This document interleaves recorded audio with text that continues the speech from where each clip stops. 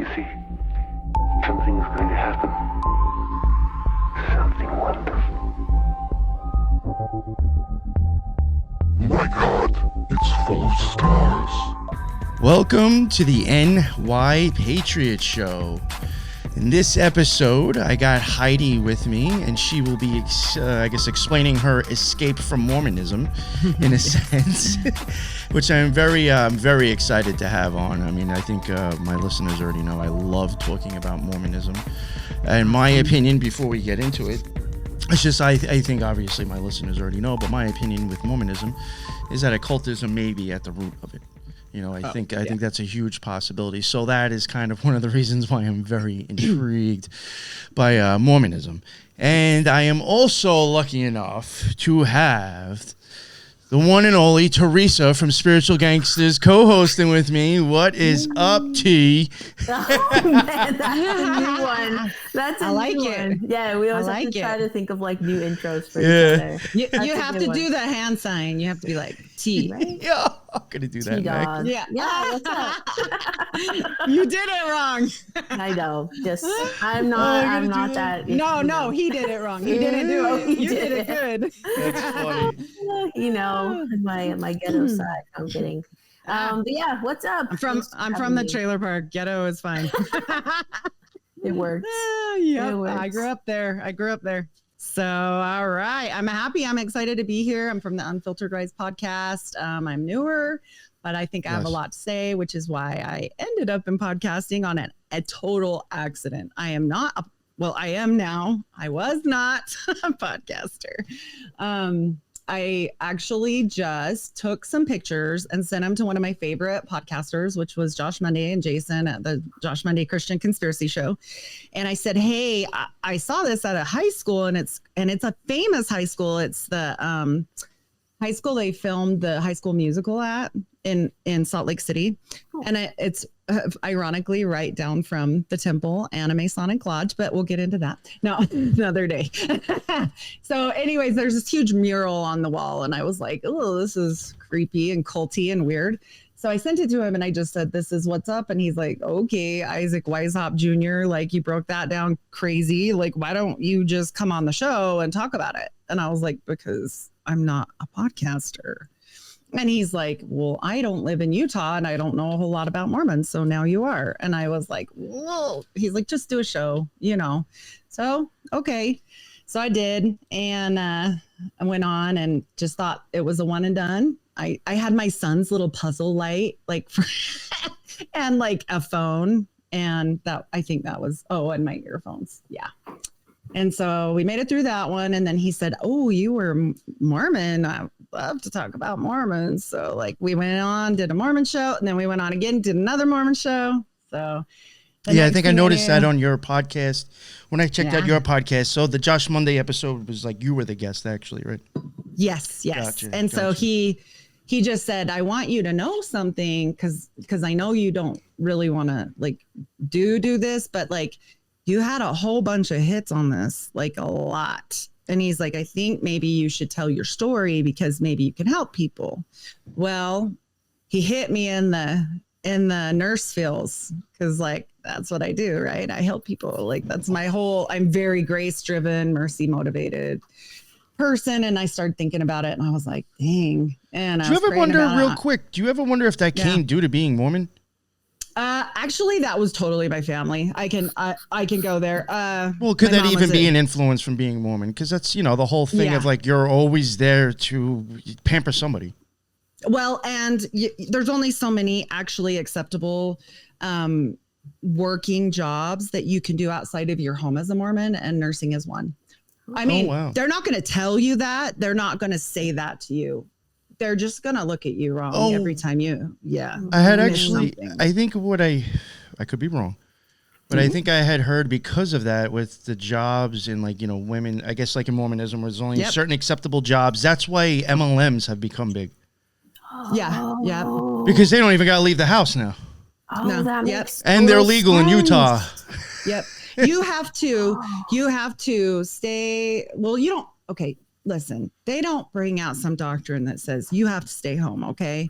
I don't want to misrepresent anything because I want to be truthful.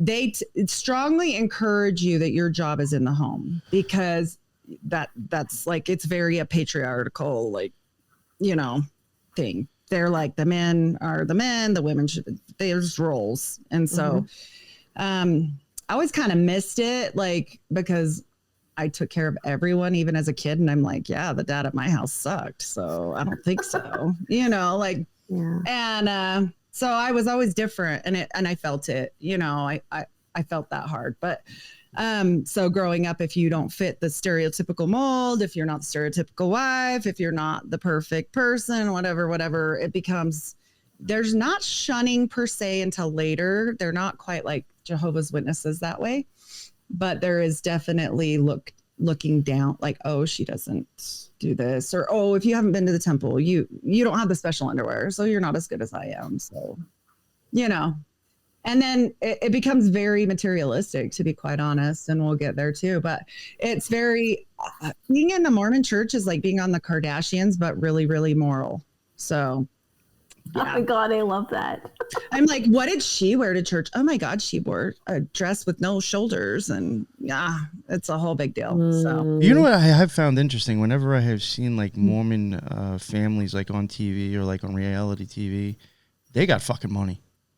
Oh, yeah. Well, it is the richest church for a reason, but I don't think it is as much because of church influence. It's because of Masonic type crap where they all help each other out. Right. So it's just like the Masons, they all help each other out. They know those handshakes. By the way, we have them too. We're missing 2 of them, but we have those handshakes. I'll get into that. Yeah. But yeah, they all help each other out, you know. That's what it is. If you're good enough, if you give enough money, if there's a lot of ifs involved, so better mind your P's and Q's and not have any coffee. So if you don't mind, maybe give the listeners a little bit of just an idea. I you might have mentioned it already. I know we spoke about it beforehand. You were born into Mormonism, so yes. I think that's a difference. If you could just like also just, I guess, give people just a basic idea of like, you know, I guess how long you were in it. I was in. I was in. Okay, so I was born into it. However, my parents were what we like to call Jack Mormon, and I forget. Like, it's kind of funny because I become the Mormon expert, and I told Josh, I'm like, oh, I'm not an expert. He's like, yes, you are. You know a lot of stuff. Like, but in Utah, it's not. It's like everyone knows the stuff. So, Jack Mormons are something we call people that go to church once in a great while, like Christmas, maybe Easter. We were laughing about that. It's just like they just don't go, but they kind of live it. But I'll tell you what, I've had some arguments with Jack Mormons, and they almost have a stronger testimony than the people that are there every day of the week, because they're like, they will fight you to the death. And I'm like, you don't even go. You're smoking a cigarette and having a coffee. What are you talking about? And they're like, blah, blah, blah. I don't know if it's because they feel bad or... But yeah, my husband always laughs about that. He's like, if you're going to argue with somebody that's never going to back down, it'll be a Jack Mormon. So I was born into it. I was blessed into it. You get blessed as a baby, kind of like the Catholics do the little baptism for their babies. We do a blessing. We don't do any water baptizing. We just get a name. The men all stand up in a circle and put the baby in the middle, and they all raise their hands to the square and put it on each other's shoulders and do a priesthood blessing. And you can't be in the circle unless you're a Melchizedek priesthood holder. So I was blessed into it. And then at 8 years old, I was baptized. And I was pretty much active my whole life, even though my parents weren't, because I had some really nice neighbors. Now, that's one thing I want to say before we get too deep, is that Mormon people are awesome. Most of them. They're nice people. Oh, it's the same thing. It's the same thing. And I'll preface this myself, and I've said it before, even on my own shows. Even when I'm talking about like even people in the OTO or the Masons. Yeah. For the most part, they're actually not like the people that are involved with making this world shitty. Right. It has nothing they have nothing to do with that. And the Masons are encouraged to be good to their brethren and help people. And they have like charities and, you know, I mean, they're encouraged to help their fellow man. I've checked into it. Like it's very similar like that. But like the normal person just going to church, I didn't know a lot of this stuff until I was out. So like you go backwards and start wondering. My whole thing was I want to know what the hell happened to me in the temple because I knew it was weird. And I was like, okay, that's not good. So at 17, long story, I did seminary. I graduated from seminary. So I did 4 years of seminary teaching, of Mormon teaching. We go to school and we take one period out either before school, in school, or after school to do, it's like catechism. And we just go for 4 years and learn everything about the church. Then the boys go on a mission as soon as they graduate, usually about 19. They go for 2 years. They dedicate their life. They pay for those missions, by the way. No, that's a whole big thing. They have to pay. They set a certain amount. So like if some kid goes to Japan, he still pays the same amount as a kid in Iowa. Okay. Like it's not terrible. I think the church does move the money around a little, but not probably as much as what I'm sure they own all the properties. I'm sure they're making money. I don't even want to go there because that will be all the whole episode. But so that happens to them and they can't date. They can't talk to women like other than without a companion. They talk to their families. It used to only be on Christmas and Mother's Day, but they had to change it because too many people were having mental breakdown. Go figure, send a little kid out into the world that's not ever been away from his parents. And then they have to be with their companion everywhere they go. So like, except the bathroom, and they go through the temple and they have their little stuff. And then they go and teach new members. They're the door knockers, like the Jehovah's Witnesses. So they do that for 2 years. Girls can go, but they can't go till they're 21. So they really strongly encourage us to get married. That's why we can't go till we're 21. They won't tell you that. They won't say you can't go till then. They just say, oh, that's just because. But we all know what it's for. So at 17, like every good Mormon girl, I got married. I was a childhood bride. I wasn't graduated high school. My parents had to sign for me and he was 25. Yes, we get to choose our own husbands. No, we're not pushed into anything. My grandpa was just a little crazy about like he found out we were messing around and he was like, well, 25-year-old man, you can marry my daughter or you can go to prison. He was mad. He was so mad, but we were already like into it. We liked each other and it was fine at the time. Now I'm like stupidest. I mean, it was senior prom and I'm getting married. Yeah, so good. You're like dumbest decision I ever made. No, oh my gosh. And if I didn't have my beautiful children from him, literally, because I was like such a messed up person because of my family that I was like, oh, he's bipolar. It's fine. He's bipolar. He takes his pills and he was just out of alcohol rehab and he doesn't have a car and he's divorced and has a kid. And yeah, it's fine. It's fine. At 25? Make it. Yeah. And he was in the Air Force, which was the only thing that was going for him. But he was a good guy for a long time until, and I shit you not, this really happened. And no, this isn't normal. And no, they shouldn't do this. I lost my husband to a polygamist girl. And she was already married. And she was the third wife. They just worked together. And I'm like, your face was my face. I was like, you're leaving me for Little House on the Prairie? Like, what? But she's like, was she gonna leave the other dude or no? She never did. And he was super abusive, but she was like a defective wife. So I think she felt bad because she was the secretary at his work. And so I think she felt bad because she lost her uterus after her first child. Well, that's like, oh, that's what she meant by defective. She's defective. Yeah, she can't have any more babies and she's the youngest wife. And that's what her job was. You know, like your job is to have babies if you're the youngest wife. So, did you ever see, sorry to interrupt you. It's just some of these things that you were saying. Stranger Than Fiction, man. It's just bringing me back to like ideas of Handmaid's Tale, that show, that movie. Oh, I felt like if you couldn't have kids, you're getting thrown. I mean, you were practically to the wolves. Yeah.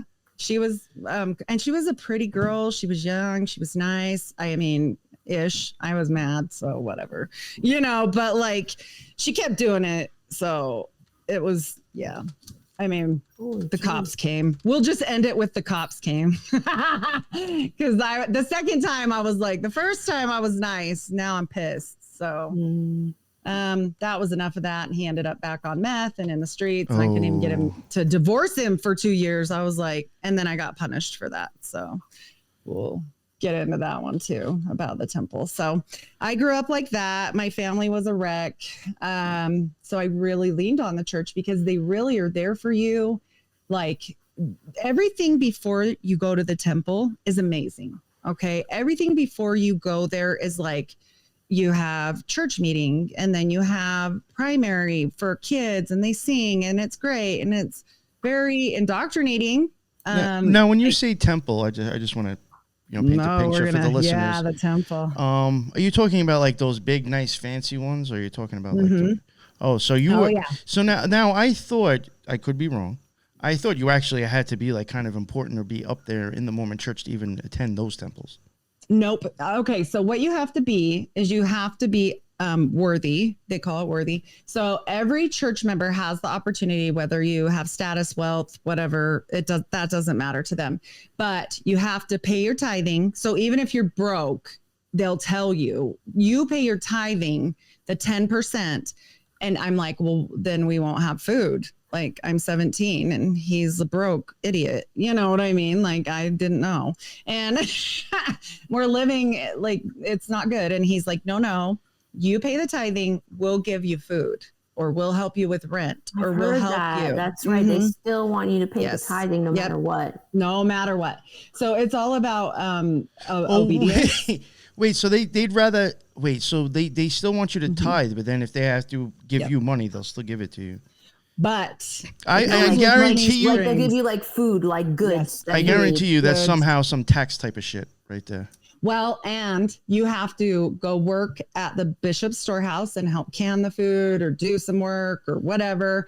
And then you also, like, we ended up being janitors for free. Like, they get all this stuff for free for people that they help. So they trade everything for their buildings, all their maintenance, all their upkeep. I was scrubbing toilets for that cottage cheese. Like, nothing is free, you know.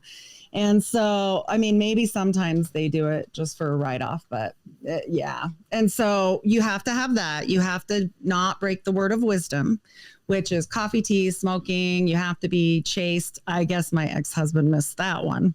You're not supposed to be having sex with other people, stuff like that. What's with the coffee, tea thing? And smoking. Yeah, drugs, anything. Well, actually, so many people get this wrong. So this is what the actual word is. The word isn't caffeine at all. And actually, the real word is you should not have hot drinks. Well, back then, and the church cold brew's okay. Yeah, right? So I'm like, and they have hot chocolate, which has way more caffeine in it than a cup of coffee. If you really, so they actually manufacture hot cocoa. So in their bishop's storehouse. So it is not, and they own Coca-Cola. Don't let them fool you. Wait. So I bought this product that my friend sells, and then I realized afterwards that it's probably a Mormon MLM once I got the package. I was like, Provo, Utah. I was like, no. But is it the patch? Yeah, the TH? It's called Amare Global, and it's like a neurotropic. So it's a drink mix. You put this powder in your drink, and it gives you a caffeine-like effect without caffeine. And that makes sense. Yes. And also, somebody just chatted in that he saw people back in the day have spittoons, and he's not wrong. And this is what happened with the smoking.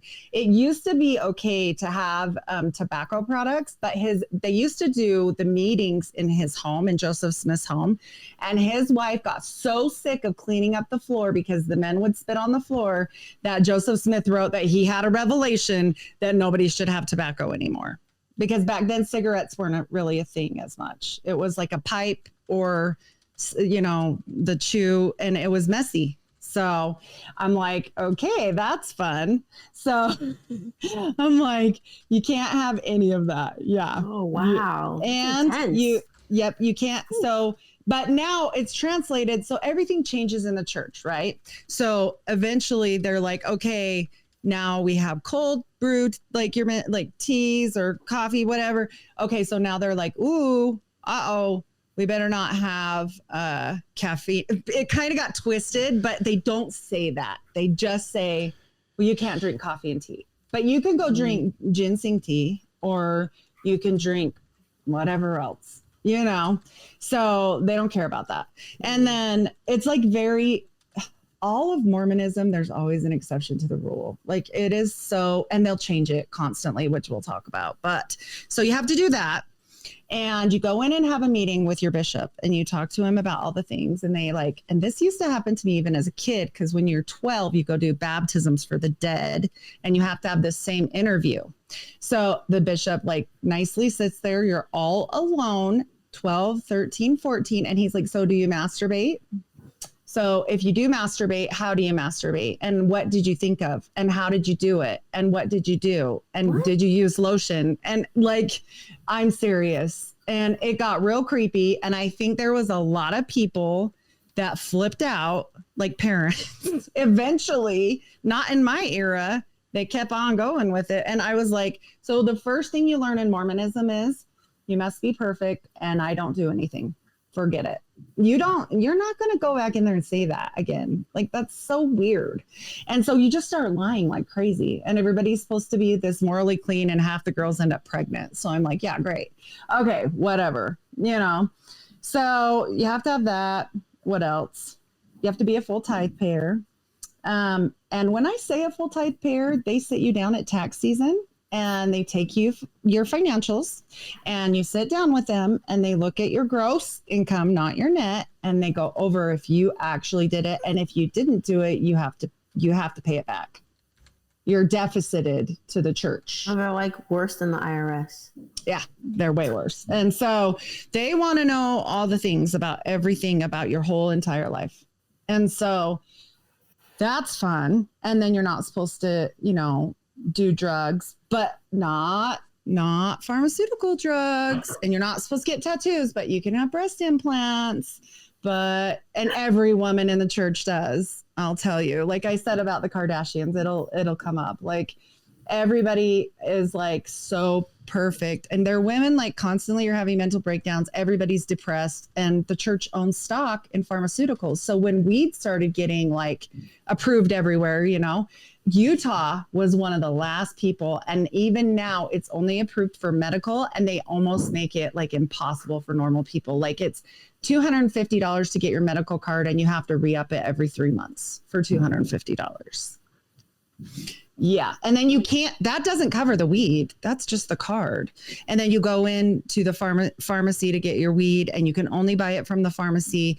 And it's like highly expensive. Oh, like out here, it's not even worth it. I've taken a look at some of the shops that are out here. I'll still get it off the guy on the streets.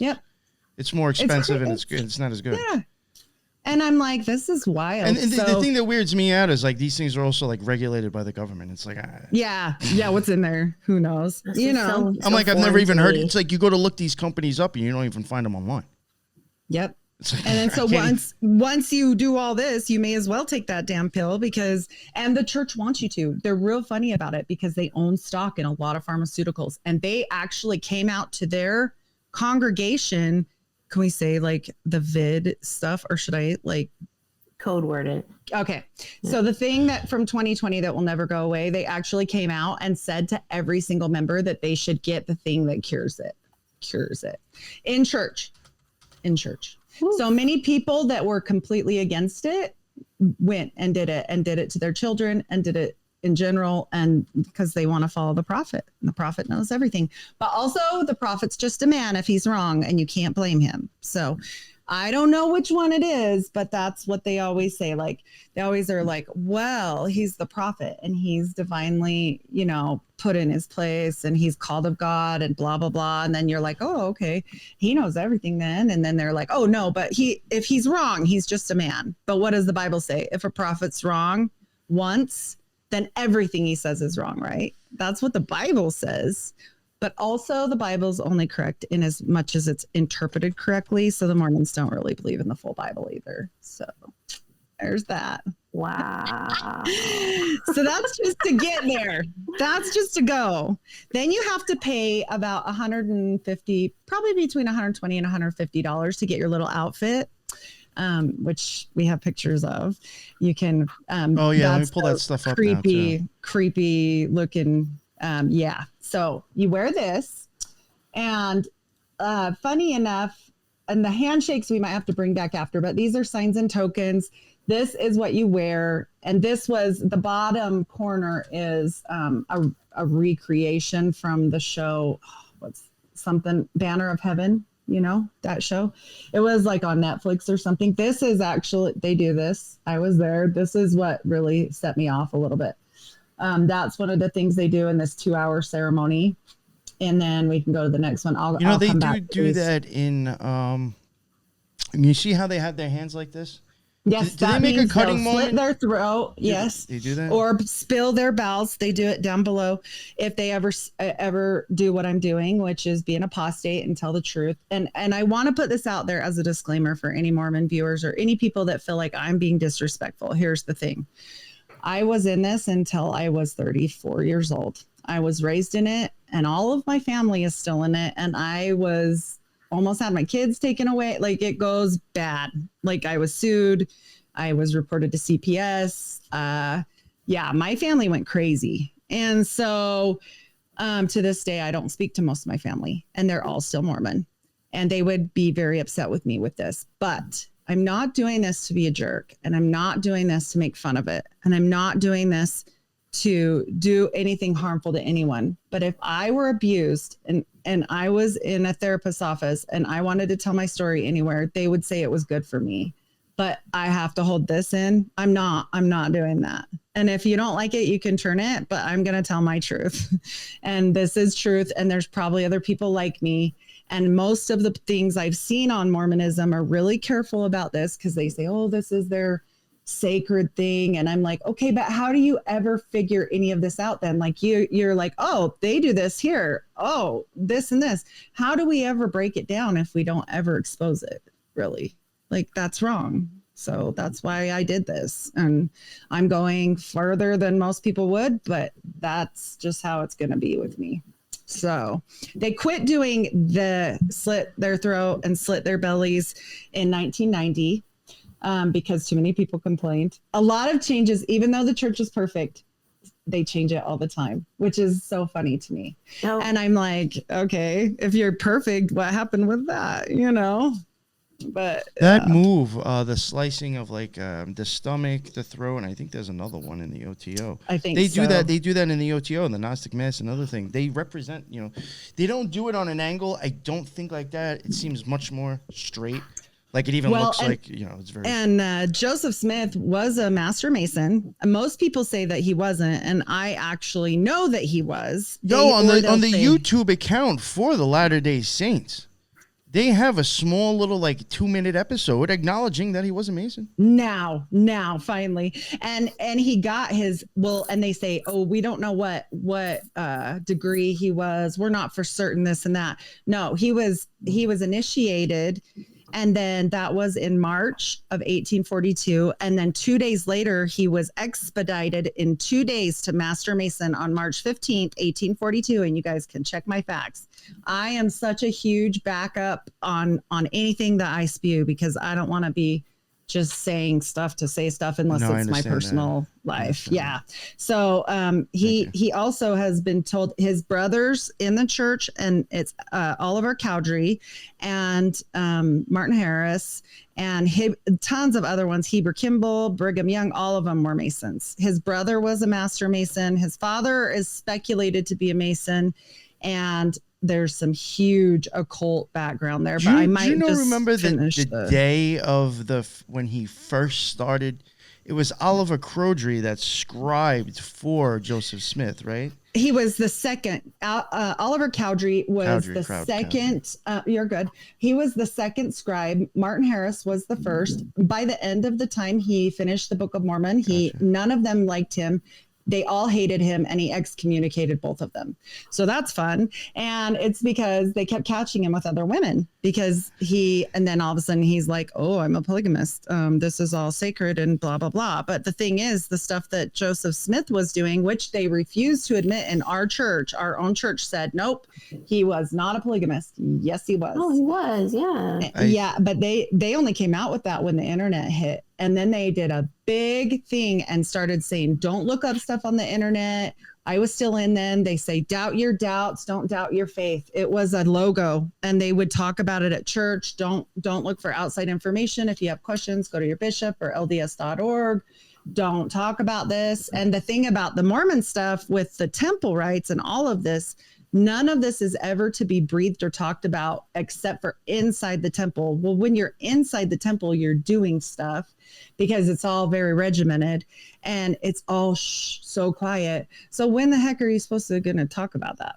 Like never. When are you going to end up there with your bishop? Probably not ever. Like again, because you go, so you get there, and normally you go either when you serve a mission, or if you're doing baptisms for the dead when you're young, when you're like 12 to 15, you go as a youth group, and we'll get into that because that's a separate thing from all this. And then you go when you get married. But if you're a single woman, there used to not have anything that you could do. But my grandpa was Catholic forever, and my grandma was a Mormon, and she really wanted to go, and she went to church every Sunday and did all this stuff. And they did make an exception for her in the late 80s because they knew he might never go. Because when you go, the first time you go, you are sealed. If you're with a husband or wife, if you're going on a mission, it's a different thing, but you're sealed for time and all eternity. So they believe that when you get married, and there's an altar picture on one of these, and it's a wedding, the people by an altar are getting married in it. And that's what you wear to get married. You don't wear your wedding dress, and you don't say wedding things, and there's no I do and cute, and your family can't come unless they have, they're qualified to go, their little recommend. And they know, even if you tried to fake it, it's all digitalized. So then you get into this. So you're going to go to get married. You're all excited. You go there in your fancy dress. And when you get there, they give you that nice, well, you've already bought it, and it's $150, and they own the patent, and you can't buy it anywhere else. But if you don't have the patent and you can't afford it or whatever to make your own or buy some, you have to rent them from the church. And so every time you go rent them, you change in a little locker room. And then it used to be, when I went, this is where it gets really fun. They used to make us get naked. And then they'd give us this poncho to put on. It's like a not see-through poncho with the slits open on the sides. And I was hugely pregnant then because we had to go later because my husband was a convert. And so real quick, I have a question. I have a question in the chat. No, anytime. Stop me. They just want to know what was going on here in the right. On the right. I will. Let's come back to that. Go towards one with an altar. If you see one with an altar, we'll get there. Any of the ones that are in the temple, and this is all going to get really occult later, as y'all can see. You know what? I think the only ones that I have. Maybe I didn't send it. Yeah. Okay, so you lean over this altar.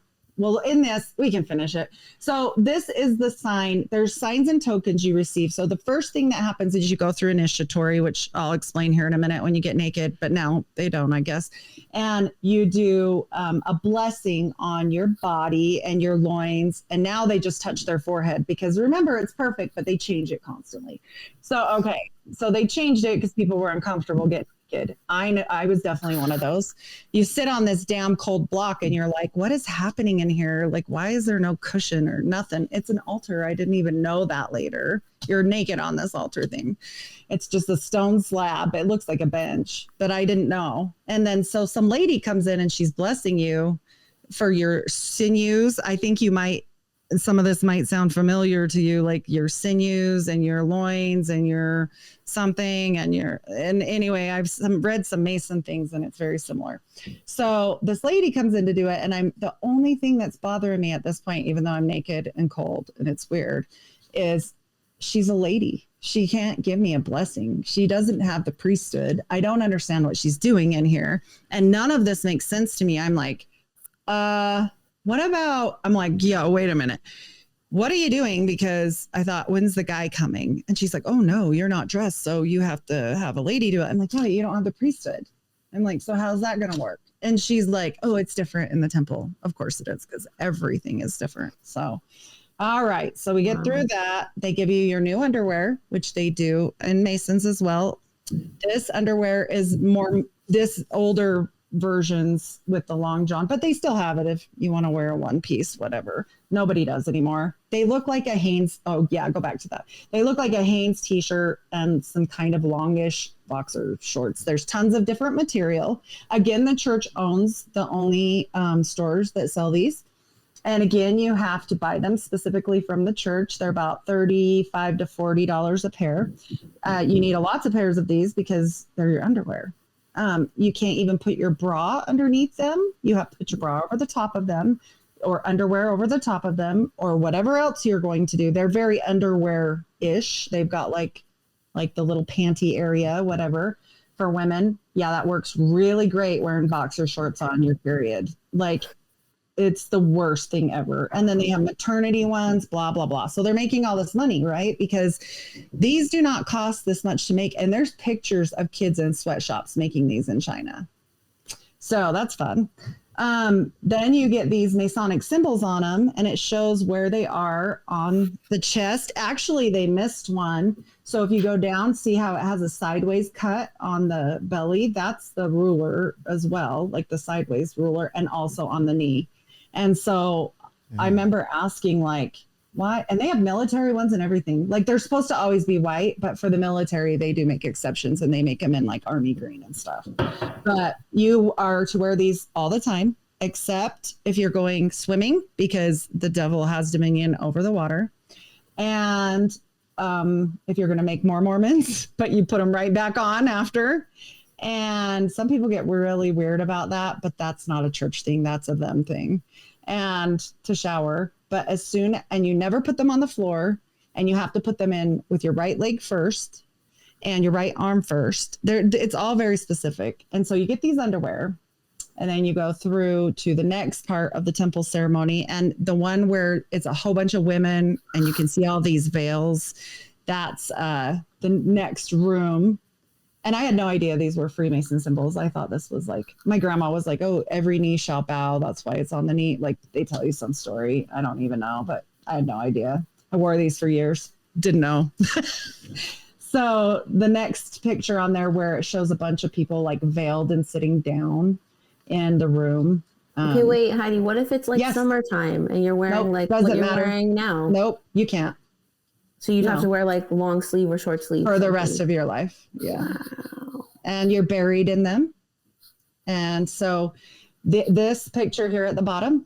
So the women and men are separated. They go on separate sides of the room, and there's a speaker at the front, there's still always a speaker, but whether you have a live session or a recorded session is just like a movie, but the live session is actually acted out like in full play, like they do this play. Okay. And so you go in there, you're separated. They do their side, you do your side, and you're going through the first time for yourself. So the first time you get your new name, mine was Abigail. The man gets a new name. However, he only tells his name to the person at the veil, who is God, simulating God. And I tell my name only to my husband, because I'm only saved through him, because I can't have the priesthood, right? So it's so sexist. Anyways, so you are to only repeat that name to him. And someday when I die, or he dies, and then he calls for me through the veil, not God, my husband does. So, and he can call as many women as he wants to call, and he can have a temple. He doesn't have to have a temple divorce. He can get married. My uncle got married 7 times. And he asked one time, like, who do I call? And they're like, oh, don't worry, God will figure it out. That's all they ever tell you. When you have questions. Yep. And I'm like, okay, so I get married and I want this divorce, right? Because like this guy went super crazy, and I have all the reasons in the world. He had an affair. He's on drugs. He abandoned me. He's not taking care of his children. He's gone. I can't find him. And so I'm dating. Like, what do you do for 2 years while you can't find this guy? You know? So I can't even find him to divorce him. So I'm stuck. And they're like, oh, well, you have to get remarried to get a temple divorce. We don't give a temple divorce unless you have another man willing to take his spot, first of all. What? Second of all, yeah. Second of all, my new husband, this comes later. My second husband found out because we had already had this baby and we had a little boy. And he said, okay, so normally converts have to have their children sealed to them because like the baby was already born and he hasn't gone through with me yet. Right. But no, because I was already done and I was already in and I already had my children born under the covenant, which means I was already in before any of my children were born. My daughter was in me, but she wasn't out. So we already did all this garbage before she came out. So every child from then on out is born under the covenant and sealed to us immediately, like just because, like there's no ceremony, again, nothing. But people that are converts, say your whole family converts, you have to take your children in and get sealed. And it's for time and all eternity. So families can be forever together, which is unbiblical and not supported by any Bible, anything. It says what happens, till death do you part. And anything that's here, we won't even be male and female later. Like it says that in the Bible. So anyways, go forward and you look into, oh, by the way, while you're over the altar, you might find this interesting. You're looking into eternity mirrors, like that go on forever. You know, that you're not, that face each other, very magical stuff there. So the temple signs, they start doing this whole thing with you, like those weird pictures where they are showing you either the handshakes or the signs and symbols where they're like, yes, this. So this, and they're doing actually one in this corner one as well. So all of these are signs and symbols that they're going to give you in the temple. So you're learning all this your first time, but it goes along with the story of creation, like of Adam and Eve. And they talk about how God, but they don't believe in one God. They believe in three. Like, you know what you have to do? You gotta go look up an OTO Gnostic Mass and watch the first 5 minutes when they even show the people come into the temple. And when somebody goes to a Gnostic Mass, and if it's your first time there, they always go over the signs that you're going to do while you're in the Gnostic Mass, and these things are in there. Yes. Except for this one. This exact symbols. Yes. And that's so weird. And the handshakes, the Masonic handshakes. Well, not the handshakes aren't in there, but these are definitely in there. Okay, this top one is, that top one is a handshake right there. You can see it. It's the two-ball cane symbol, the two-ball cane symbol with the knuckle. And then these ones, like I said, they took out the slicing one because there was too much controversy. Then the circle thing, that's basically what you're doing in the temple. You're learning all these signs and symbols, because if you don't know them when you die, you can't go to heaven, because you're going to go to the veil at the end. There's a big curtain that simulates the veil, like when you're dying. And my husband went through first, and he gives the signs and symbols to the guy standing there so that you can learn them. And if he does it right, if he does it wrong, they correct him. If he does it right, then he's passed his test for the sentinels and angels that guard God, so he can go to heaven. So, okay, he fakes going to heaven by going through this curtain. There's even like slits in the curtain, so you can't see the person. It's just a hand. And so you do all this stuff, and then you go through fake, and then he calls me and does it with me. He's God for me. He's my God, right? Because of course he is. So that's fun. So they don't deny that they do these ordinances. That's what that little clip was that you just went to. It says that they're going to continue to do ordinances in the temple that are placed under covenant with him. And they always call it covenants. And I'm sorry, but in the Bible, it literally says you're not supposed to do oaths and covenants. And I don't have a problem with the Mormons if they'll do one thing. Say you're not Christian. If you want to be whatever you are, an OTO member, if you want to be a Mason, if you want to be a Mormon, but don't lie to people and tell them they're Christians, because it's not. And that is my problem. And that's why I'm angry, because I was tricked into this. And this is crap, because they will not utter a word of this to you until you get there, because nobody can talk about it.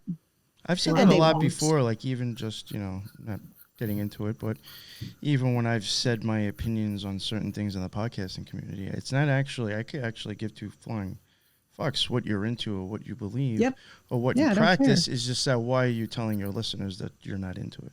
Right. That's the I'm problem that I have, because then it seems a little shady. Why you seems not being deceptive. honest? Yes. For It is deceptive, because I'm sitting there going, wait a minute. Yeah. And not even my grandma would tell me, not even my nobody utters a word. They are under such tight. And I feel like, this is my opinion, I feel like most people don't speak about these things like what I'm telling you, because they're still secretly afraid about the oaths and covenants they made about spilling, because they say you make these oaths and covenants in front of angels and witnesses. That's what they say when you're in there. So they say, if you break them, I don't just go to hell, I go to outer darkness, like with murderers. So I was watching an interview with a former Mormon just yesterday, actually, funny enough. And he was saying that even like your issue with calling themselves Christians. Yes. The Mormon baptism is not valid. No, because they don't baptize to God. They're baptizing for the church, because I was baptized. Yes. So what the words actually are you are baptized a member of the Church of Jesus Christ of Latter-day Saints. They don't ever say about God. They very rarely talk about the Bible or God. They talk about Joseph Smith, and we're not supposed to have idols. They got him plastered all over the place. And by the way, their Mormon Jesus is the blondest, most white and delightsome Jesus I've ever seen. He's like blue eyes. And one of my friends, after I got out, she goes, you know that he looks like one of the demons, like the water demon, some water demon. Like, and she told me Metatron or something. Yeah. And she was like, you better take that down. And I was like, oh my gosh, I didn't even think. So now I am so diligent on my daughter. I'm like, I show her the Jesus from the Shroud of Turin. Like he's brown. And I tell her, I'm like, okay, listen, he was from a place where people are brown, and I don't care what color anyone is. Yeah, I don't care. My whole family's mixed. So, I mean, she didn't have a problem with it because my whole family's mixed. So like it's not a thing for our family, but for other people, because they feel that that's the mark of Cain to be black, and the church is very racist. Well, they lie and say they're not now, but they are. But anyways, until the 50s, they couldn't even go through. Yeah, I can't even believe, like, at all. This says that on the Wikipedia, so it's not even like. Yeah, I can't believe there's any black or brown or Polynesian, any kind of members that are any kind of brown. Sorry. I cannot believe if you're brown or a shade of brown or a particular anything of brown or black, you must go through and read what they have said. Because one of the main quotes that stick out in my mind, and why I say white and delightsome, and it's funny, but it's a Mormon joke, because all of the prophets used to preach to the Native Americans. And there's a literal quote from Spencer W. Kimball, who was one of our prophets. And remember, they're supposed to be perfect until they're just a man. I don't know which one it is. But he said, as we have preached more unto our native brothers and sisters, they have become exceedingly white and delightsome. No, they didn't. You killed off everyone they could mate with, and they had to mate with white people, you idiots. Wow. You know, so interesting. The whole thing is so deceptive. Like, what was I gonna say? Okay, even I'm Canadian, right? So like, this is a little bit removed for me. Oh, are you Micmac? Are you Micmac? No. Okay, because there's a story about that. So. I know about the Micmacs. I am Micmac. Are you okay? On the Mormons from Alberta and whatnot. But, anyways, no, I wonder like if the Learning Channel has anything to do with this, or if they are owned by Mormons, because I feel like growing up, and the only experience I have with Mormons on TV is the Learning Channel, but they never... Or Sister Wives or something. Sister Wives and the Duggars, which is also some other strange form. There's been a few of them on 90 Day Fiance too. So I do. Right. They get their reality TV on. It's kind of like normalizing these very interesting offshoots of Christianity, but without ever specifying what they are. I'm just like, oh, that's like what Christian people are like in America. Like, I guess. Well, and I want to be very clear. The FLDS, which is there's three types. Well, there's many, but the three main is the Reorganized Church of Latter-day Saints. Okay. That was the breakoff that happened when Joseph Smith and his brother were killed. His wife continued it through their sons, and they made a reorganized church, which doesn't believe in polygamy at all, because she was not down. She beat the shit out of one of his little girlfriends, and she had a miscarriage. They said she fell down the stairs, but I found another quote that was like, no, she didn't. Cool. So yeah, and I don't blame her, because girl, I get it. I did that once. Anyways, that happens. You lose your temper. I don't know if I'd do it if she was pregnant, but just still. And so that church is that one. Then there's the mainstream, we call it mainstream LDS, which is what I'm teaching on today. And then there's the FLDS, which is the polygamists. But even the polygamists are multiple sects. There's at least 3. And some follow Warren Jeffs, even though he's still in prison, they still follow him. And all of that is still carried out through his brothers, everything in that area. I used to live right outside of Colorado City, really close to there in St. George, Utah. So they dress like Little House on the Prairie. They're very old school, no TVs, none of that stuff. They have to do their hair a certain way. Like, it's very strictured. They pick their husbands, all that stuff. So, and there's a lot of controversy about abuse in that one, but I'll tell you this. And then there's another one that is just like them, but they don't dress like that, but they wear long sleeves. They wear long hair because they don't cut their hair because it's their crowning glory. Okay. So this part though, it sounds controversial because of the actual abuse lately. Before Warren Jeffs, his dad, Rulon, was over that sect, and he was actually a better person, and he made sure all the girls were 18 to get married, most all of them. Like, there was not this childhood bride situation. I mean, that's still really young, but they were of consenting age. They still choose their husbands. They still push all that crap, but they believe in the real Book of Mormon. Like, before it's been messed with 100 million times, like what mainstream has done. They are actually more true Mormons than any mainstream Mormon. They actually keep to the old rituals, how it was set forth by Joseph Smith. So when people bash on them, it's because of the people that carry it out. And I don't care what they do other than the Christianity thing. If they want to have 45 wives, I really don't care. Like, just don't live off the government, because they do. It's a big thing that they are only spiritually married to those wives, and they all get assistance. So they believe in called bleeding the beast, which means they believe in using everything at their disposal that they can, any kind of government thing, because they hate the government and they want to bleed the beast. So, wow. Yeah, it's very interesting. And they don't finish their homes. If you ever go there, we can do that on Colorado City later. But anyway, if you ever go there, their homes are like weirdly half finished because they don't want to pay taxes on them. You don't have to pay the same tax. They know all the things. They know. They have their own sheriffs. They have their own government. They will follow you if you go into that city. They will question you, and it's kind of scary. Like, they are not messing around like there. Some Scientology moves right here. Oh, for real. Their stuff is like Scientology. Like, my sister actually married one that got out of that sect, and so we know. He went from one alien to another one. Yep, she did. And I was like, oh, anyway, so that's that. So real quick, I did want to mention, because I see now we're getting into occultism. This is why I did ask you earlier, and then you started going on into something. I didn't want to reinterrupt you again to make a point. No. But the reason why I had asked you, I'm almost positive that whoever did start scrying for Joseph Smith, I think it might have started on April 9th. Martin Harris. I think it might have started on April 9th. I could be wrong. And I always found that interesting because, like, April 8th was the first day of the writing of the Book of the Law for Aleister Crowley. Yep. And the thing is, too, this sounds weird. You have an Oliver Cowdery. Aleister Crowley. It just sounds weird. Yes. And the first one that did it for him was his wife, and then he got Martin Harris. And if you've ever seen the South Park on it, it is quite actually correct in a lot of ways. They banned it everywhere, but it actually kind of went like that. He was a wealthy banker. He helped him be his scribe. And then his wife got pissed and took some of the pages, and that she's the one where they say smart at the cartoon, because she said, okay, she burned the papers and said, no, what it said. If I'm going to give you all of it, it's okay.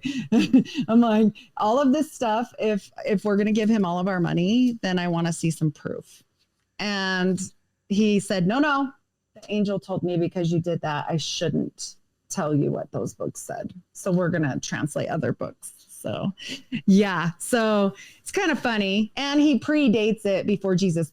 And also on your point, this is actually super interesting because, okay, John D got the Enochian alphabet how? Saw an angel, right? So then they told him to do what? Write a book, write this down. And there were many offshoots off of John D's writings and knowledge to make multiple religious aspects, right? Yeah. Or religion. There's been times I thought Joseph Smith basically ripped his story off. Well, I actually think something different because then on top of it, Aleister Crowley saw what? Aiwass, right? He saw Aiwass first, and Aiwass told him to do what?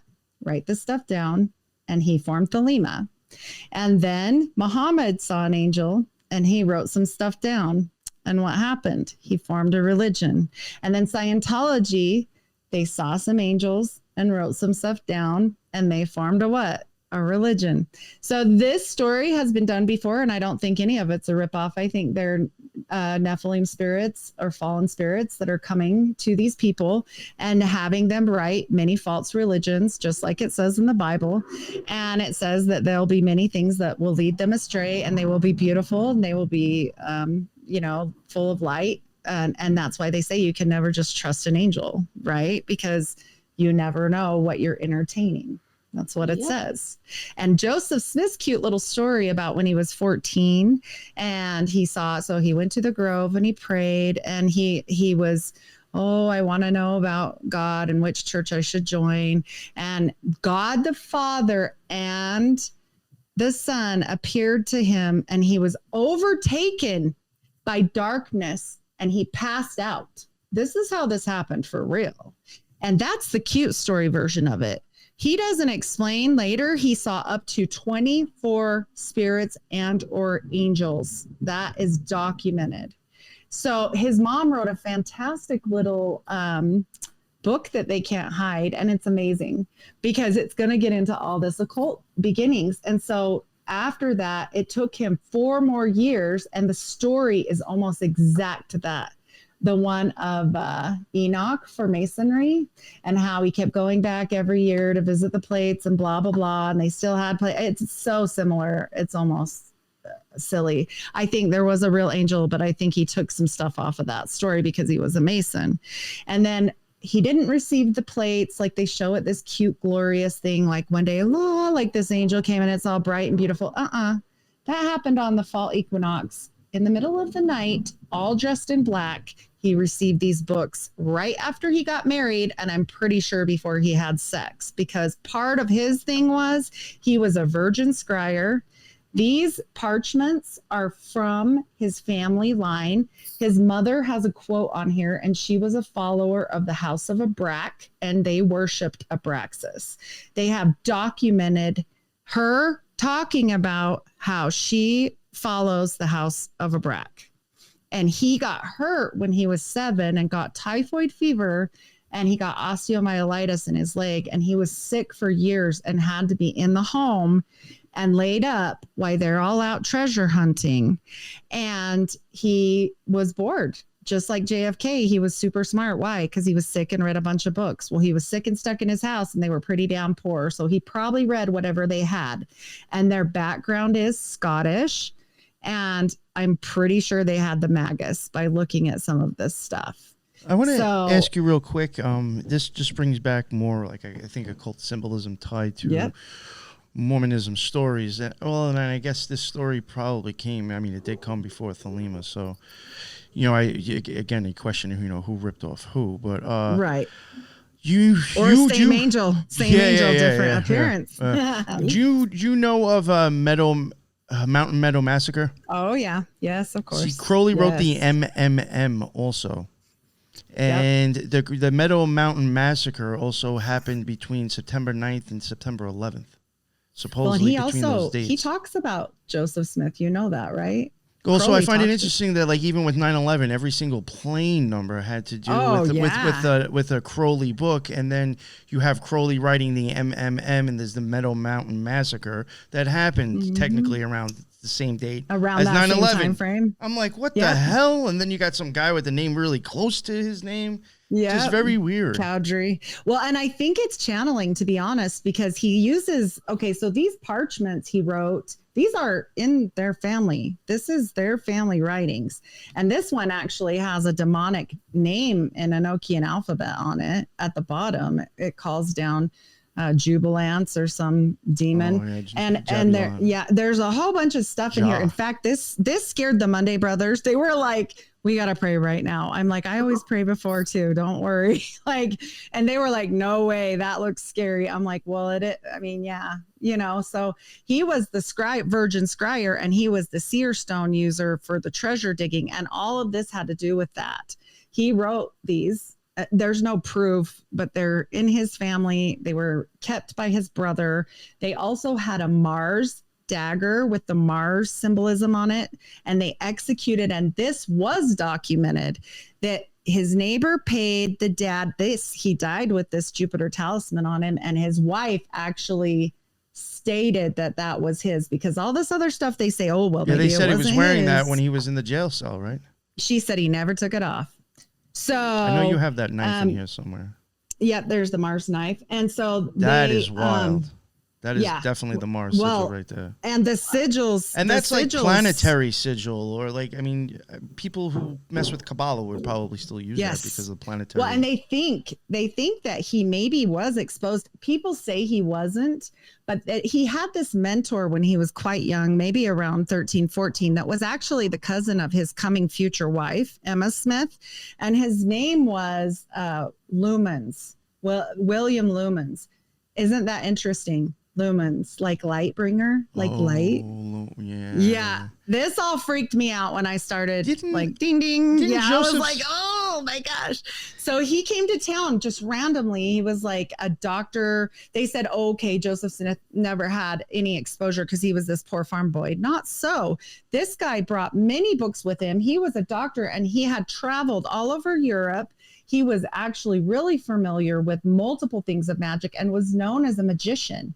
And so with his mom being in the house of Abrac, and that's where abracadabra comes from, is Abraxas, which, by the way, that demon is a necromancer, which plays super into stuff later because... Well, then the baptisms of the dead, too. The dead. Well, every work is for the dead in the whole Mormon temple except your own.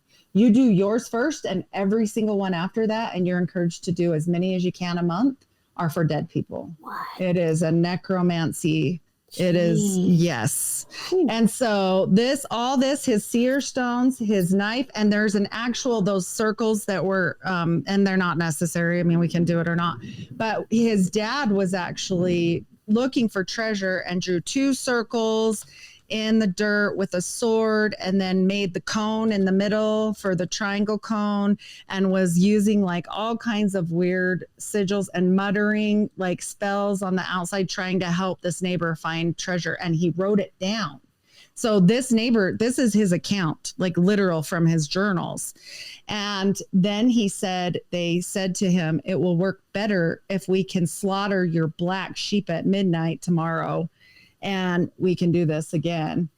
And they use that knife, and that knife is for blood sapping. If you look up stuff, it's crazy.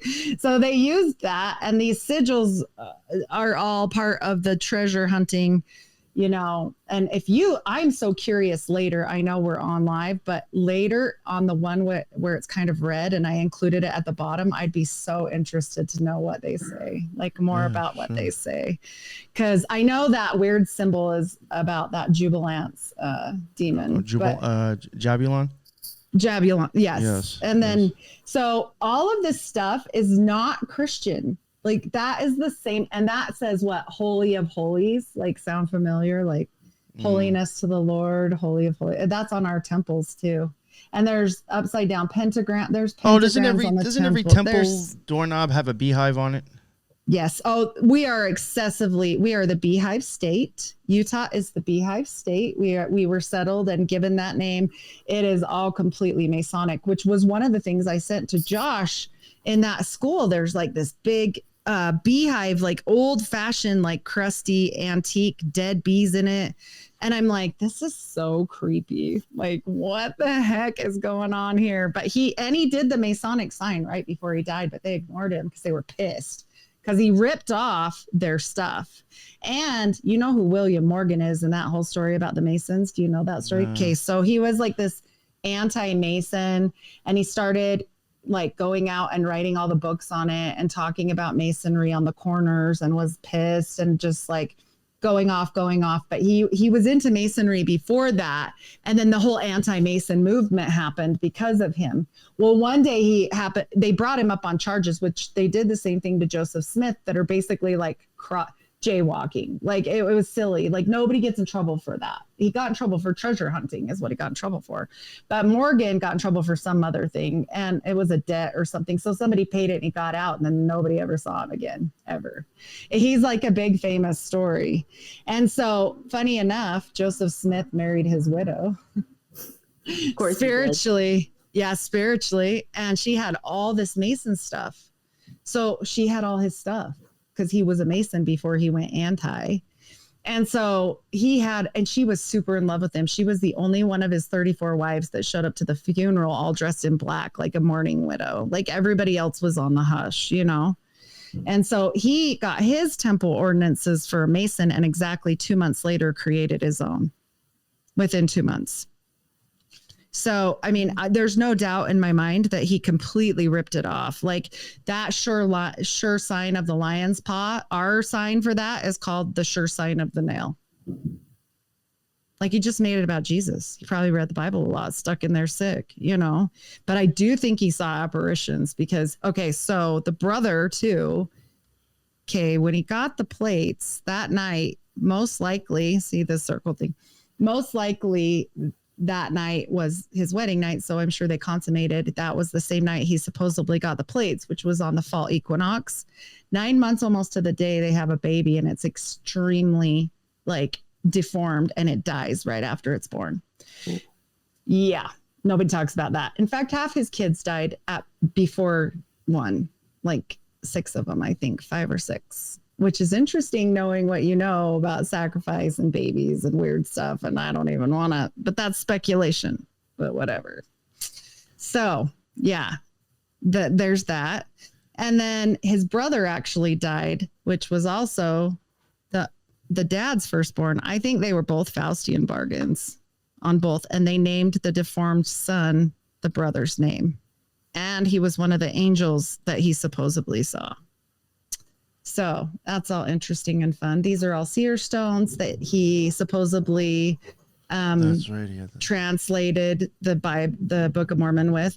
He's shown doing it with a breastplate and a Urim and Thummim, which is like these really thick glasses. But actually, the real truth was he would put his head in a hat and use these seer stones. Yes. He didn't like this one as much. He liked the brown one more. There's like a brownish colored one, but see that one there. But either way, he had multiple, and so did the neighbor. This was like not that unusual. And especially with his mom think of it too. If she's in the cult of a Brak, who's he home with more being sick and hurt? He's home with his mom. Why they're all out, you know? So he's learning all this stuff from her. I have no doubt that Lucy Mack Smith, and with her quotes, and they can't get rid of it because she made a book. And just like our current president of the church, not mine, I say still the president of the church, the Mormon Church, is a Skull and Bones member. He didn't go to Princeton, but he is a Skull and Bones member, and he made a biography, and he's a doctor. And that book is now like $1,500 or something because they don't want it out. Yeah. It gets deep, and all of this has to be related. Like I can't be the only one that's, figuring it out. Is it true? Have you heard that? I think at one point he might have put a lien on the church because of like Egyptian artifacts that he bought. Oh, okay. So he did buy Egyptian artifacts. This is the Book of Abraham. So I didn't do the pictures of those, but they're very interesting. And he said he prayed in Revelations, the whole pearl of great price. So we believe in the Bible, the Book of Mormon, the Pearl of Great Price, and the Doctrine and Covenants. Well, the Doctrine and Covenants is like a whole bunch of rules, and so is the Pearl of Great Price. They're revelations that he received by praying. And in the Pearl of Great Price, it's all this stuff about how he was trying to get a revelation for backup or more things that for another book. And lo and behold, somebody came to town selling corpses and Egyptian stuff and all this weird crap. And it used to be in the Book of Mormon when I was little, because I was fascinated by it. Because I mean, the whole book is like boring. So you're like 10 flipping through it. I'm like, ooh, this is creepy looking. So you know, you just stare at it. And actually what it was, they were death certificates and like death, like a death ceremony. And it was just an Egyptian death ceremony. They've proven it now that it was complete bullcrap and that he just bought this stuff from some vendor, you know, peddling Egyptian artifacts. And he claimed that he found them and that they were the next book, you know, the next thing. I think people were calling his BS because the printer that first printed the book, his family was already known for this treasure hunting and they weren't good at it. And so they had already made a lot of enemies in town. So when all this started going down and Martin Harris backed the printing, because at first they were like, yeah, we're not doing it. He's poor. We're not going to do it because money, you know. So when he finally did get a backer, which was Harris, they had to do it. So then the guy that was reading it as he's printing it, he did not like Joseph Smith. And he made a satire of it called, oh my gosh, something about the eye of, I'll think of it in a minute, but he made some satire of it. And it is the funniest thing. I mean, just jokes on jokes. He's like, if we can't literally make him stop it, then I'm going to make this satire. And they got pissed. And then he went and copyright the Book of Mormon because he wouldn't stop it. And it was like all like just funny, you know, like instead of, a Nephi came to town and blah, blah, blah. And he would just like make fun of it. So it was pretty funny. But yeah. Do you remember the groups that were involved when he got killed? Wasn't one of them called the Greys? So I think what happened was they were Masons, to be quite honest. They all painted their faces and hid their identity because he had taken the masonry stuff and he had taken it so far and they found out he was going to like start letting women in the temple and all this stuff. They were pretty upset that he was changing it and he was making every person that he was involved with in the church a Mason. Well, pretty soon he had more members than they had in all the rest of the state. So I think they were getting scared is what it was, but they never proved per se who like specifically because they painted their face. But I mean, I think they were Masons and that's why he gave the Mason sign. I think maybe it was, I could be wrong. I think there might have been, wasn't there like a militia there that was supposed to protect him? Uh-huh. They were supposed to protect him and I think like somehow they didn't.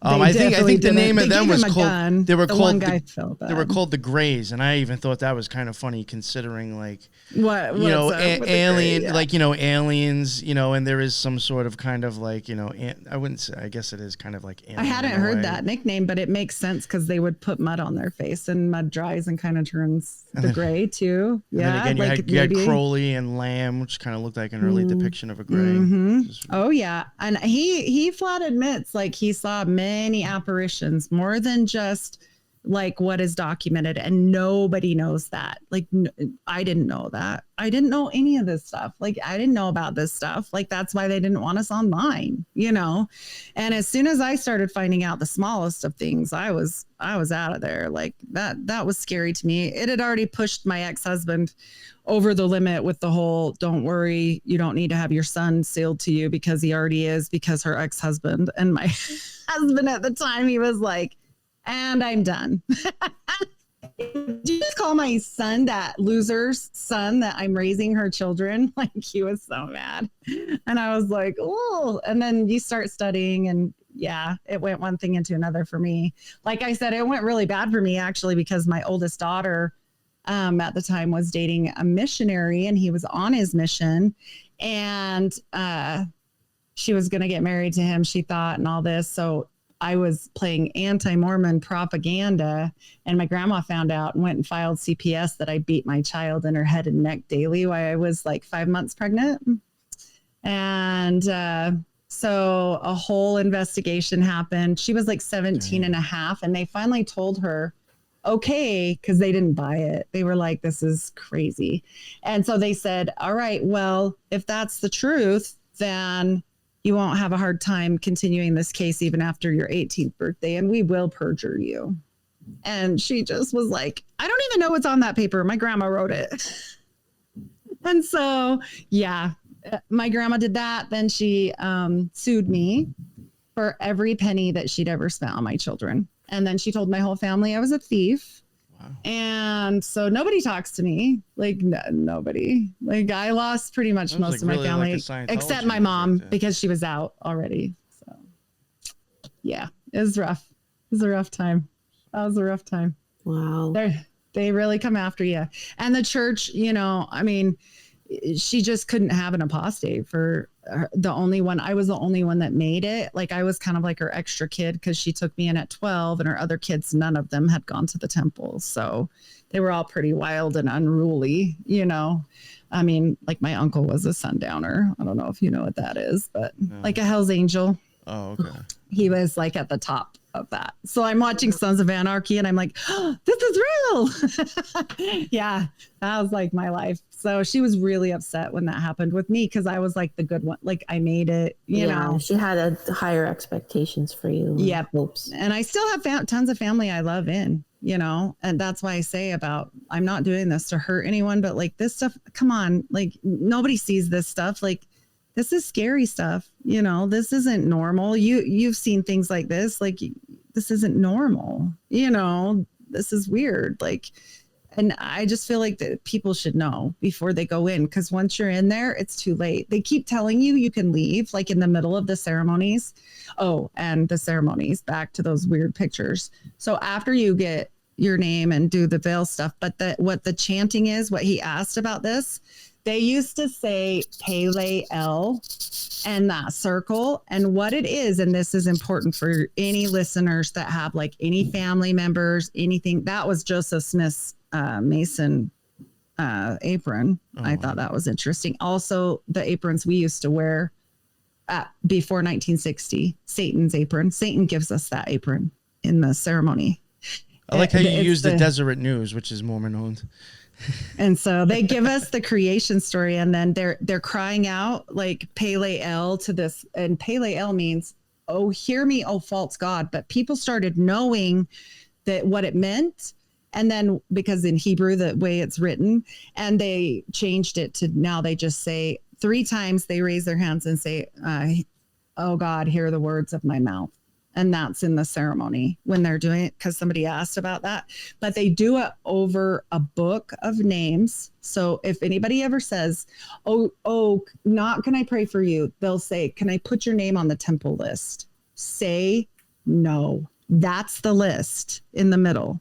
The guy holding that book in the center is the list of the names of all the people like that are sick or problem or whatever their grandma called in or whatever. They put your name in there and they do that chanting over the book. So don't say yes. Yeah, that's how they help people out, apparently. Oh, you know what I wanted to ask you too?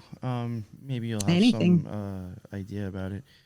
I guess like with their missionary work, I guess that might have something to do with it as well. But like you had mentioned earlier about, I think, them kind of like preaching to Native Americans. Yes. Now, I know that they also kind of got huge with Hawaii recently. And Latin America as well. Do you think that's like a way of them of still almost doing the same thing? Like, but in my opinion, I think it's just like grow a cult. I actually too feel like it's because people to you, is there something with Hawaii that you think? Yeah, I feel like the people that they reach out to the most, like they come as a liar. You have to understand these young kids don't Do you think some young kid at 18 is studying this like I am? No, he didn't. He went and did the stuff and thought, just like I did, this is weird. My grandma said, don't worry, it gets better. You'll get used to it. That's it, literally. So you move on with your life and you do this. It's not like you go once and you're done. No. Then you do all the genealogy. This is why they're so big into genealogy for all of your family. And they get every name that's ever been born and breathed the breath on this earth. And they put it in the temple records for you to go do that for them. All of them, all the sigil magic, all the crap, all the marriages, all the baptisms, everything for dead people. And I know they did Hitler as well, by the way. They got in trouble for it. So, and they started doing all the Jews. Yeah. That died for their faith. And there was a huge problem with that. The Jews were like, nope. And they started getting their butt suit off and they stopped. So after that was enough of that. Like they overstepped boundaries on that one. And there was court intervention to stop that, to cease and desist on that. And that is so wrong. They died for what they believed. You don't do that.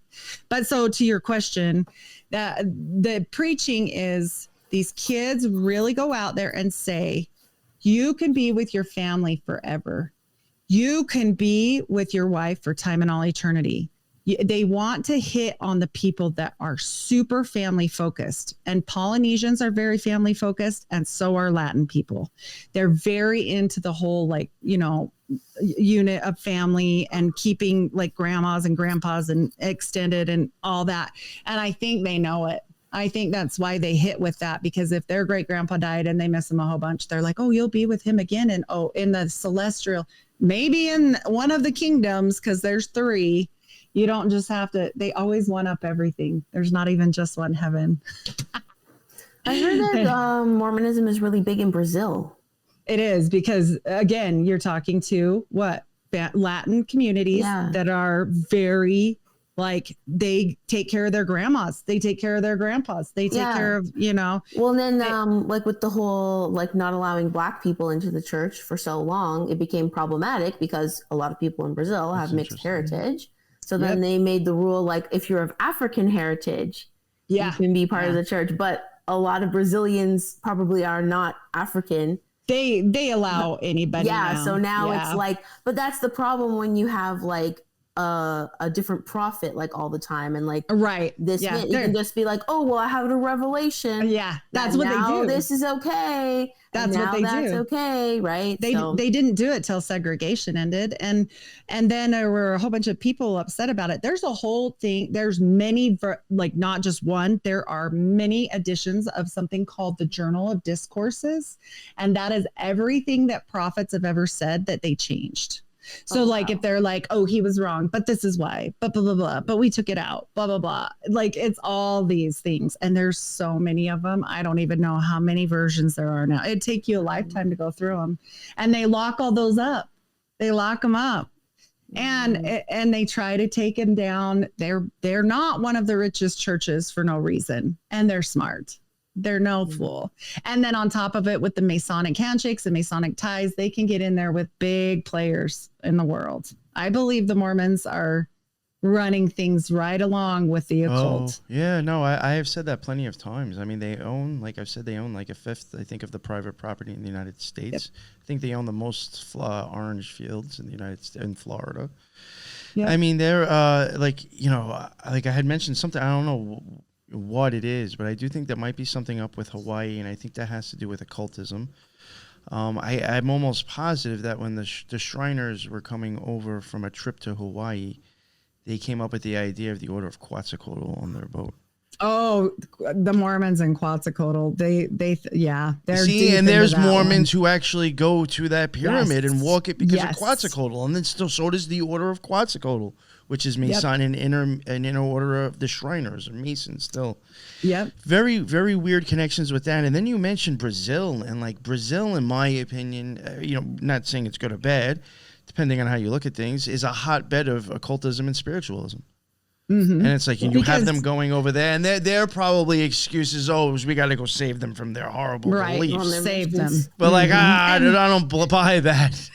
And if they see all this weird stuff, if they are into a tribal or an occultic type mindset, I think it's easier to bring them in, you know, and I really think it's like an easier transition for somebody because they see, oh, well, they believe in this or they believe in that, or they believe that God isn't just the Trinity, like they believe in separate gods. Oh, what does that mean? You know, like, is this more acceptable? I feel like it's more accepting, but you have to also remember that they make you feel so loved and so like you're everything until you get to a certain level, and they still do that, but then you're so watched. Everything is regimented. Everything is watched. Everything is, how are you doing this? How are you doing that? Do your kids go to every activity? It's something every day, almost of the week. It's like, young men's meeting, young women's meeting, primary meeting, church on Sunday, Relief Society meeting for the moms. Don't forget the priesthood meetings for the dads. Then we have to go and do our visiting teaching, which you have to go together with a partner and go do teaching to other people in the church. And then you have to go. I mean, it's like, it's the most busiest, miserable, and you're hot because you got the garments on. So you're like, I don't think I was ever more hot, miserable, or sick in my life.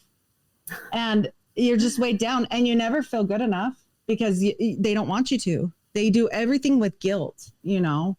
Yeah. They want you to feel like bad, like, oh my gosh, I broke down and had a cup of coffee. I'm going straight to hell for that one. Like, not normal things, you know, that's not normal. But hey, enjoy a Coke because we own the company. So it's like the nicest mafia in the world. It's like they are a mafia. The smile and then just And have you seen how they speak? Like there's something called General Conference that happens a couple times a year. And it's when everybody stays home and everybody's to watch the TV. Everyone. Anyone in the church must watch. It's the prophet's going to talk and address the members. Either the quorum of the 70, the quorum of the 12, or the prophet. And there's a Godhead on that too. There's 3. And then there's 12, just like the apostles. And then there's 70, right? So that's how it is. And you have to go and listen to them talk and speak about whatever they've got on their mind, but everybody's supposed to do it. And they speak like this, and they're so nice and sweet. They're white and delightsome too. And it's just like the strangest thing. It's so unnatural masculinity. It's not, even as a child, I was like, what's wrong with him? You know, like, I mean, you just feel that it's not normal. Like, even as a kid, I was always like, wow, he is weird, you know? And to this day, my husband works in a mine and wears work boots. I just like guys that are one step above Neanderthal. Like I want nothing. I want nothing to do with the white and delightsome, sweet and innocent little, you know, it's just too much. I guess he is super white. He is a redhead, but. Oh, ginger. Yeah, my husband and my ex-husband, gingers. Oh wow! I got a ginger thing. Yeah. There's something I wanted to ask you. You mentioned it before, only because of, I guess, time constraints. I don't have much time to go into it too much, but somebody brought it up in the chat, and it was something that actually was going through my mind, especially when you mentioned that you were a Micmac. I had somebody come on the Occult Rejects, I think, for a 2 or 3 part series, my boy Thrash, and we covered Native Americans. Oh. And there was a lot of symbolism and stuff that they use that you see cross over right into occultism. I bet you. You know, I'm not going to start with the chicken or the egg, whichever came first. But they are using the same symbols. Well, and that's why I'm a little bit Micmac, is because my great, I mean, even in my DNA, it's like, you're a Mormon settler, like, boom. It's like that generational curse was super fun to work on. But anyway, he was a missionary in Canada trying to convert people, and he married a Micmac princess. And so that's why I know that. And it did come up on my DNA. It didn't come up as Native American. It came up as Aboriginal Canadian. So It's definitely a true story. I mean, I was always kind of like with my mom, she's super brown, I'm super white. And I'm like, sure, mom, you're just trying to figure it out. Like, but they all are like not super, I would say like you, like nice olive skin, they tan, they got nice dark hair. I came out and I'm like dirty blonde, green eyes, super white. And they're like, freckles. Whoa, what happened to that one?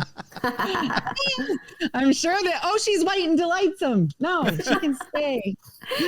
Oh, it's a strange, and I have so many other things I could, like, I sent you a whole bunch of things, but like when you're trying to, and you said this in one of your Skinwalker episodes, when you're trying to break this down, it could go everywhere. Like it's so much. I could probably do a 10-part series on Mormonism if I arranged it correctly and went through each thing, but how do you even get there? It's so much. It's like just even watching like even with those ancestry sites you were talking about, I was using those things and like literally looking at like lists of ships that came over here with like them just piling, which is I thought was another weird thing. Joseph Smith started it here, but yet we had tons of people from Europe coming over here to join him. Right. No, I think I honestly a lot of boats were leaving from Liverpool coming straight to New York. And guess what my other ancestry is? Almost completely Welsh and English, Scottish and Irish. Like it's like a little bit Scottish Irish and a ton Welsh and English. And you're right. And it's really an odd, I know this, I'm a conspiracy theorist, whatever. I don't believe the story of America is what they say it is at all. No. At all. And I won't say the pledge. Even though I love America and I love every person in my family served, and my brother died and he was in the Navy, and like all my uncles, one of them's a Green Beret and he's like airborne and like a big deal. And by the way, he agrees with me and he's done super secret missions. But anyways, I believe in all of the men and people that it's just like the Mormon church, like the people are good, but the top, it's no way. And my son's the same way. He won't do the pledge. He's like, I'm not swearing to anything that's not God. Like, that's not God. I'm not. And he's right. It's Mason. It's Masonic. And I think there's a lot more. There were people here, I think. I don't think there was not just Native Americans. I think they've even shown like proof of like free the Vikings, the Knights Templar are like actually like building stuff here prior. If you just going, I don't think they shipped the Statue of Liberty here. That's a bullcrap story. How? I've thought of that before.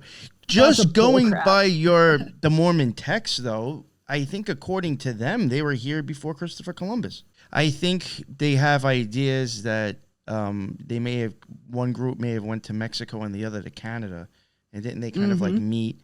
And you had the Nephites and the other ones, and that they were fighting. Yeah, Lamanites. Yes, the Lamanites. But here's the thing. That's another thing. Lamb. You're getting lamb again there.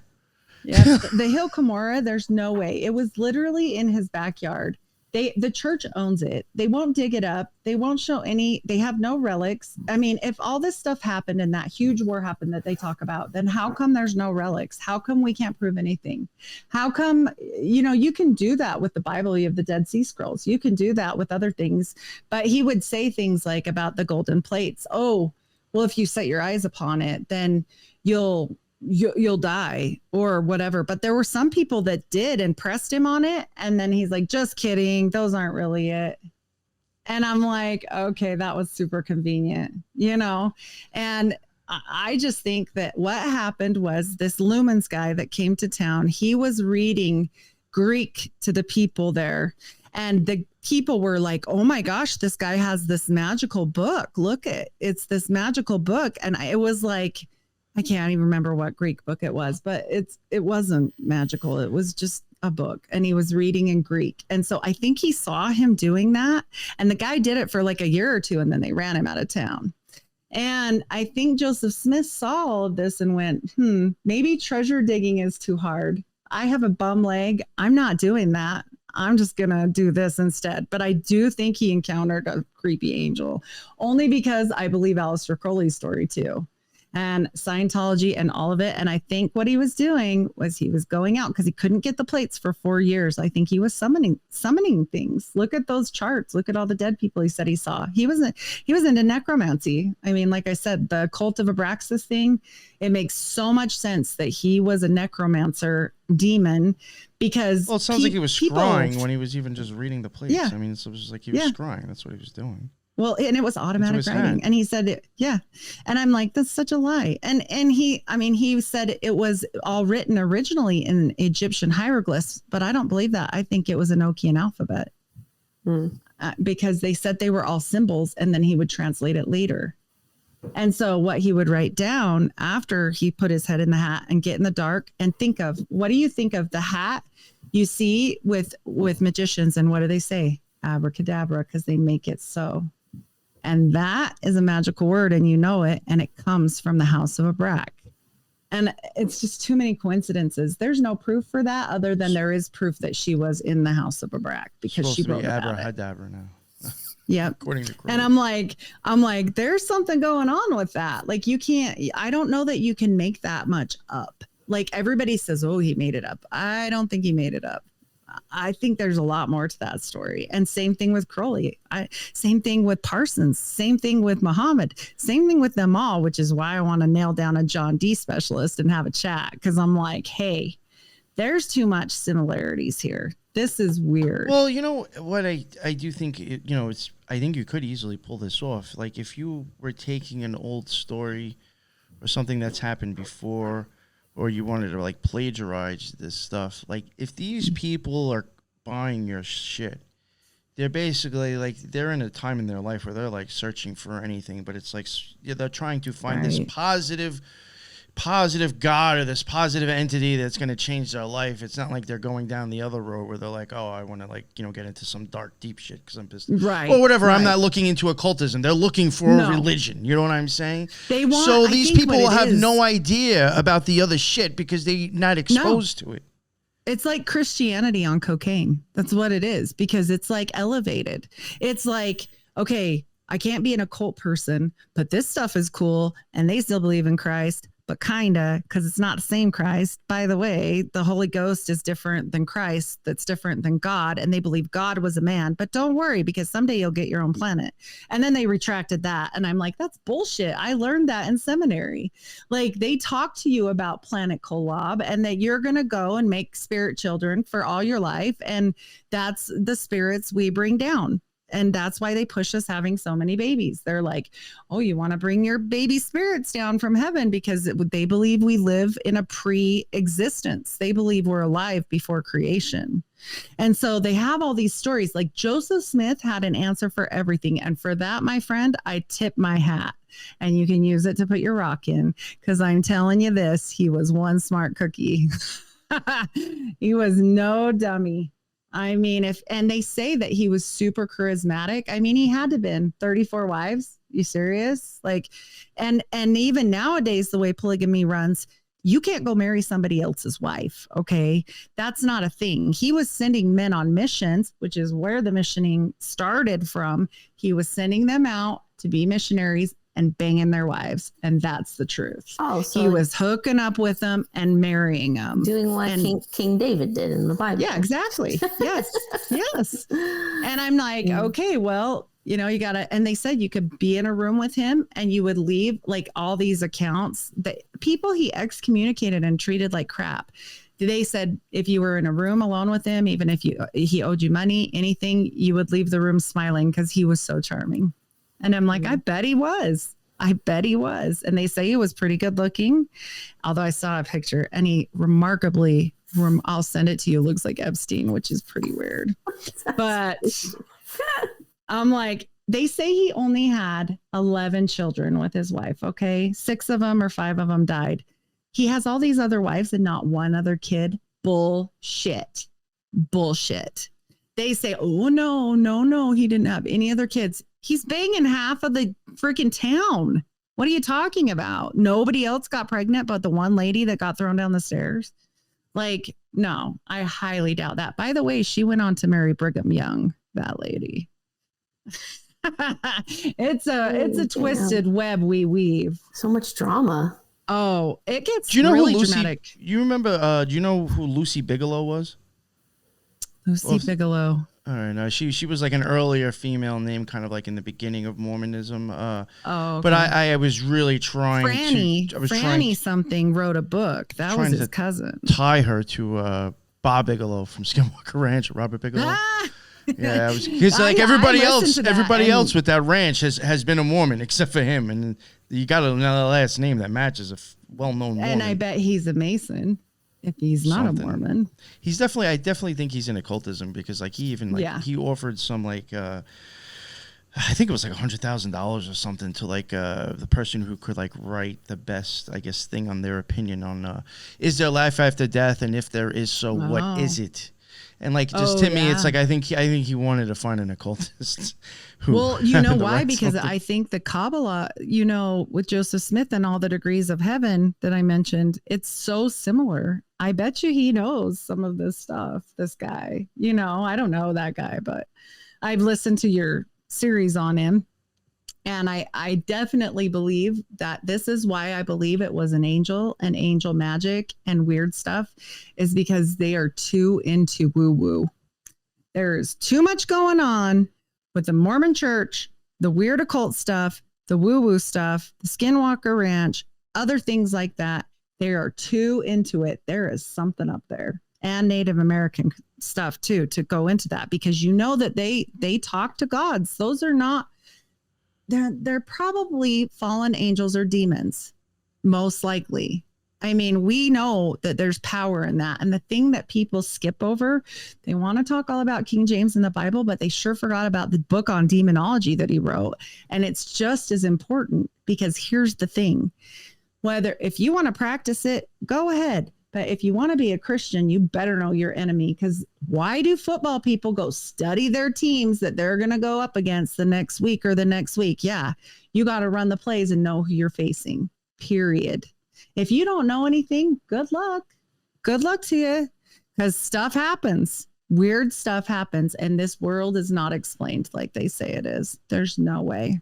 There's no way. I truly believe that there's some weird stuff out there. Oh, I can agree on that. But that's just me. I mean, I'm sure and I'm so curious when you look at those sigils, what you think later, like if you get time to study them, maybe some of them will say something more on there.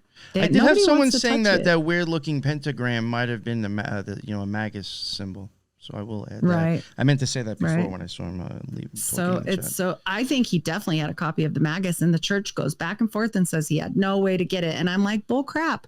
What about the guy that came when he was like 13, 14, right about the time he said this all happened?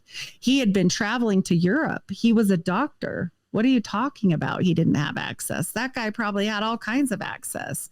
He was the one reading the book to people. Hey, I wish I could remember the book. It's like a really famous Greek one, but he was like, people thought he was magical because of it. They were like, oh, look, magical, because he could understand it, which is weird. I don't know. All right, I think we'll wrap it up there because we're getting pretty close to the kids coming home. Okay. And it's been going on for an hour. 5 minutes now. No problem at all. Yeah. I've enjoyed it. Yeah, I probably could very have a lot more to tell you someday if you ever want me back. So yeah, no, like I said, and you did cover a lot of it. I was very interested in like the actual practices in the church and the the ritual stuff because I just think it's it's peppered with occultism that Mormonism. It definitely. I think you're 100% right. I'm gonna watch that Gnostic thing. Yeah. Check out the beginning of that. They will go through the hands and signs.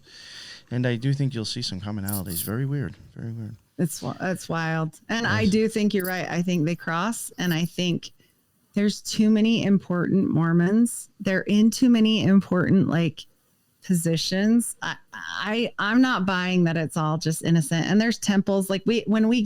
If you ever talk to me again or whatever, or listen to some of the other ones, there's underground tunnel systems. Somebody was just mentioning that in chat too. Yeah. There's stuff. It's weird. There was other stuff I could have gotten into, and I was like, that's a whole other topic. That's why I didn't. I was like, oh, if I go there, we're gonna get it's already hard enough to corral, to stay on topic. So, Hopefully thank you did very okay. much. No, that was great. Thank you so much.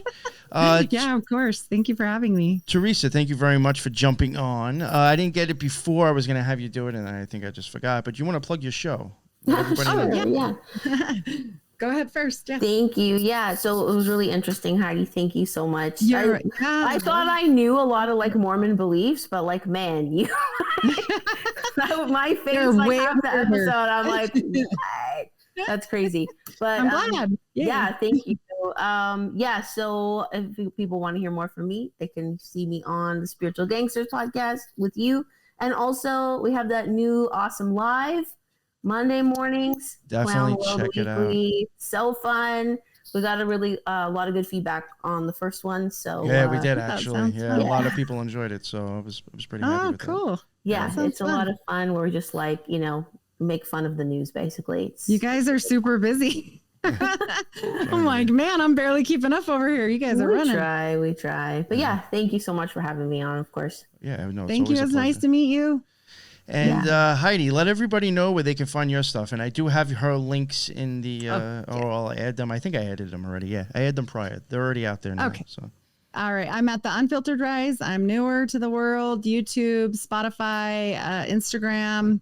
And I think and TikTok, that's it for right now, because that's all I can juggle. I didn't do a Facebook or anything yet. It's too much. I got to keep up on one thing at a time. I made an account and I just shared it. I don't even go on it. Yeah, it's so hard. I'm like, every once in a while I'll jump on there. And I mean, this is even for people that might be listening live if they haven't, hung up already. On Facebook, like a lot of times, unfortunately, I'll get messages and I won't see it for like 3 months later because like I literally use Facebook just to stream out to. I don't check. Right. So, but that's probably good. I understand. It's too much.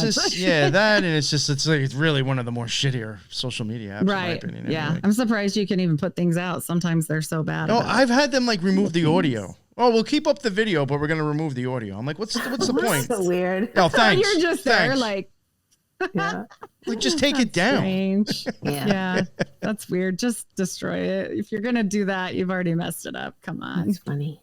Oh boy. Well, it was a pleasure and I'm really appreciative. Anytime you want to hear more Mormon stuff, let me know. No, definitely. I'll definitely have you on for some Mormon stuff, maybe even some conspiratorial Mormon stuff. And if we ever talk about the FLDS, that's a whole nother. Oh, yeah. There's do that one at the same time. Yeah, there was a different one that I was like, oh, if I get into that, that's a whole other topic. So yeah, that I would like to have you maybe come on and talk about one day. Yeah, of course. Awesome. Thank you. All right. Thank you very again, much. Teresa. Thank you so much. Thank you everybody who jumped in on the live and in the chat. That's what's up. I put was throwing up some of the posts in there. Thank you everybody who added to the guest and in the chat. That's what's up. That's why I like going live, and I'll say it again. If you're checking out the live, check the live chat. There's always great stuff in there, almost like another whole separate show going on sometimes. So, yeah, it's pretty cool, and I appreciate it, and that's why I go live. And until the next one, everyone, be well. All right. Later. Bye-bye.